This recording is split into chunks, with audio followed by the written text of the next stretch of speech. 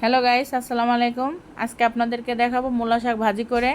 আশা করি ভাজিটা দেখে আপনাদের ভালো লাগবে। আমি প্রথমে মূলা শাকগুলো ভালো করে কেটে ধুয়ে পরিষ্কার করে মিহি করে কুচিয়ে পানি ঝরে রেখেছি। এবার একটি কড়াইয়ে শাক, লবণ আর কাঁচামরিচ দিয়ে একটু শাকটা হালকা ভাপ দিয়ে নিব।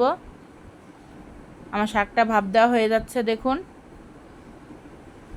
এবার আলাদা একটি কড়াই দিব। কড়ার মধ্যে আমি পরিমাণ মতো সয়াবিন তেল দিয়ে দিলাম পেঁয়াজ কুচি, দিয়ে দিলাম রসুন কুচি। এটা এখন ভালো করে ভেজে নেব। আমার ভিডিওগুলো যদি আপনাদের ভালো লাগে আমার চ্যানেলটা প্লিজ সাবস্ক্রাইব করে দিবেন এবং লাইক কমেন্ট শেয়ার করবেন। বেশি বেশি করে আমার ভিডিওগুলো দেখবেন আর আমার জন্য সবাই দোয়া করবেন। দেখুন আমার পেঁয়াজ রসুনের ফোড়নটা বাদামি কালার করে ভাজা হয়ে গেছে। এখন আমি আমার আগে থেকে ভাপ দেওয়া শাকগুলো এর মধ্যে ঢেলে দিব।